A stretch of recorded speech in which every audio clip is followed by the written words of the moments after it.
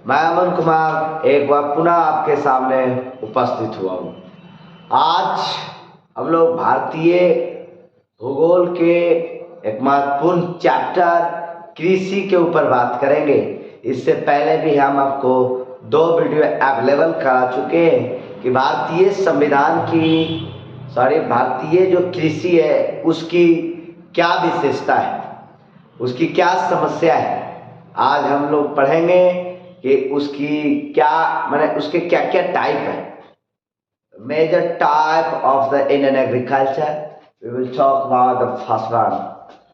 देखिएगा इधर, जीविकोपार्जी कृषि का मतलब हुआ, कि वहाँ अपने कंजप्शन के लिए, मतलब अपने उपयोग के लिए खेती करते हैं, या दूसरे शब्द में कहें तो अपने उधर की पूर्ति के लिए जो खेती होती है उसको जीविकोपार्जन कृषि के नाम से जाना जाता है। इसका एग्जाम्पल आप देख सकते हैं यूपी में, बिहार में जीविकोपार्जी कृषि, इसको आप जीवन निर्वाह कृषि भी कह सकते हैं। जीवन निर्वाह कृषि भी आप कह सकते हैं। क्यों? क्योंकि इसमें जीवन का निर्वहन होता है, इस वजह से इसको जीवन निर्वाह कृषि कहें। ये मतलब बहुत ज़्यादा डेवलप नहीं होते और बहुत ज़्यादा इनके इनकम नहीं होते। बस एक परिवार की जितनी ज़रूरत होती भोज्य पदार्थ की उतने ही उपजाने का कार्य करते हैं ये, और सरप्लस एग्रीकल्चर यहाँ नहीं होता है। अब हम लोग पढ़ेंगे स्थानांतरित कृषि। इसको झूम खेती के नाम से या शिफ्टिंग एग्रीकल्चर या कर्तन एवं दाहन एग्रीकल्चर के नाम से जानते हैं, क्योंकि इसमें जनजाति लोग पहाड़ी भूमि पर जाते हैं और वहाँ के जंगलों को काटते हैं और उसको जलाते हैं, राख को मिट्टी में मिलाते हैं, उसके बाद खेती करते हैं। उसमें 2 साल 3 साल तक खेती करते हैं, उसके बाद वो छोड़ देते, उस जगह को छोड़ देते, दूसरे जगह शिफ्ट हो जाते। तो इसीलिए इसको शिफ्टिंग एग्रीकल्चर भी कहा जाता है। ये नॉर्थ ईस्ट में, भारत के नॉर्थ ईस्ट में, उत्तर पूर्व में झूम खेती के नाम से इसको जानते हैं। एमपी और छत्तीसगढ़ इसमें दहिया या डहिया एवं बेवर के नाम से जानते हैं। ओडिशा में इसे पामा डाबी, राजस्थान में इसे बाल्टरे, मेघालय में इसे बोगमा, और इसे वेस्टर्न घाट में इसे कुमारी के नाम से जाना जाता है, और झारखंड में कुड़ुबा के नाम से जाना जाता है, और अंडमान निकोबार में इसे दीपा के नाम से जाना जाता है। इसको रट के सट जाइएगा, ये सब बहुत आता है अपने पेपर में, ये सारे जनरल को। अब हम लोग बात करते हैं इधर विस्तृत खेती की। विस्तृत खेती का मतलब वो बड़े पैमाने पर खेती इसमें की जाती है। ये अक्सर बड़े देशों में, डेवलप्ड देशों में की जाती है, जैसे अमेरिका। ये इसका मुख्य उद्देश्य होता है कि व्यापार करो, माने इतना उत्पादन करो कि इसका मतलब बेचा जा सके, बड़े पैमाने पर बेचा जा सके, तो इसको विस्तृत कृषि कहा जाता है। इसमें बड़े बड़े मशीनों का उपयोग किया जाता है इसमें, और इसका मुख्य उद्देश्य इसका बेचना, मतलब अनाजों को बेचना। भारत में भी होता है, ऐसी बात नहीं। पंजाब में और हरियाणा में बड़े पैमाने पर गेहूं की खेती और चावल की खेती की जाती है। वो सारे हरित क्रांति का देन। हरित क्रांति से आप लोग आई थिंक परिचित होंगे।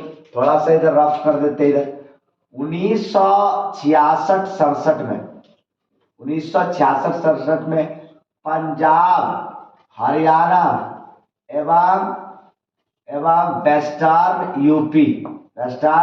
यूपी में कृषि के क्षेत्र में आशातीत वृद्धि हुई। आशातीत का मतलब आशा से अधिक वृद्धि हुई। तो इसमें किनका सबसे ज्यादा योगदान था? MS स्वामीनाथन का। इसमें हुआ क्या, तो 1 से 1.5 साल में उत्पादन जो था लगभग दुगना हो गया था, और इसमें सबसे ज्यादा जो प्रभाव पड़ा था गेहूं का प्रभाव पड़ा था। गेहूं के ऊपर, फिर जौ, फिर चावल के ऊपर। ये क्रम याद रखिएगा, ये पूछता बहुत है। और हाँ बोला कि अगर हम लोग ये एम एस स्वामीनाथन कहाँ मतलब ये गए थे रिसर्च के लिए मैक्सिको और यूएसए और वो जा करके वहाँ पर गए और उन्नत बीज का उन्होंने वहाँ से यहाँ लाया और इंडिया में एक गेहूं के फेवरेबल जो कंडीशन पंजाब हरियाणा में उसके लिए यहाँ पे लाया और प्रोग्राम प्लान के अकॉर्डिंग उसको इम्प्लीमेंट किया और आशा से अधिक वृद्धि हुई। इसी को हरित क्रांति कहा गया। तो वाणिज्यिक कृषि की बात कर लेते हैं। वाणिज्यिक कृषि का मतलब होता है मैक्सिमम व्यापार, मैक्सिमम मतलब कह सकते हैं प्रॉफिट, ज़्यादा से ज़्यादा प्रॉफिट। जैसे आप कपास को ले सकते,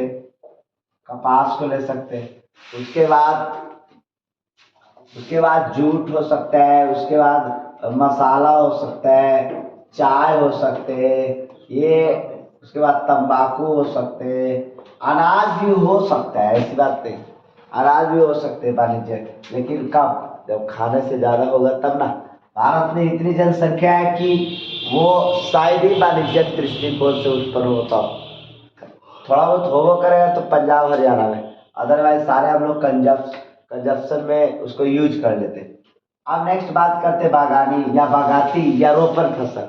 रोपण का संदर्भ इससे है कि एक बार रोपण, इसका बीज यूज नहीं किया, उसका डंठल, उसका पत्ता चाहे दूसरी चीज उसका यूज कर लिया जाता है, इसको रोपण फसल कहते हैं। इसमें आपको ये भी एक प्रकार से वाणिज्यिक फसल का उदाहरण है। जैसे जूट है, चाय है, तंबाकू है, तंबाकू को नहीं रखेंगे, बागानी में चाय को, जूट को, कपास को नहीं, कॉफी को रखिए आप, कॉफी को, रबड़ को, ये सारे आप रख सकते बागानी में। नेक्स्ट बात करते हैं जैविक कृषि। ये आज का बहुत पसंद किया जाने वाला कृषि, चाहे वो सरकार हो चाहे वो आम नागरिक हो। देखिएगा इसमें होता क्या है कि इसमें जैविक खाद का इस्तेमाल ज़्यादातर किया जाता है।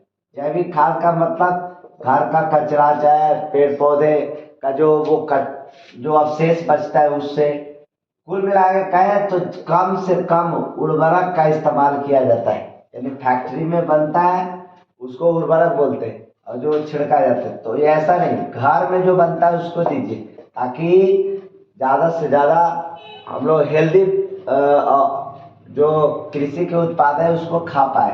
तो जैविक कृषि पर ज़्यादा ध्यान दिया जाए। ये पर्यावरण के अनुकूल कृषि है। ये 2016 में सबसे पहले सिक्किम राज्य में पहली बार जैविक कृषि बड़े पैमाने पर की गई थी।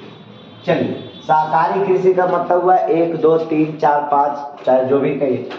सहकारिता का मतलब हुआ कि लोग मिलजुल के कार्य करते हैं और कृषि के क्षेत्र में उसको उत्पादन करते हैं, तो सहकारी कृषि कहते हैं उसको। एक होता है शुष्क भूमि कृषि। इसका मतलब हुआ कि अगर 75 सेंटीमीटर से कम वर्षा होता है, वैसे भूभागों पर प्लान के अकॉर्डिंग मतलब कह सकते हो कि कृषि की जाती है। जैसे मोटे अनाज की कृषि, आप तो ज्वार, बाजरा, रागी, मक्का, ये सारे आप कह सकते हैं शुष्क भूमि कृषि में। उसके बाद हम लोग देखते हैं ट्रक फार्मिंग, एक कृषि होती है ट्रक फार्मिंग। ये फार्मिंग ये अमेरिका में ज़्यादातर होता है।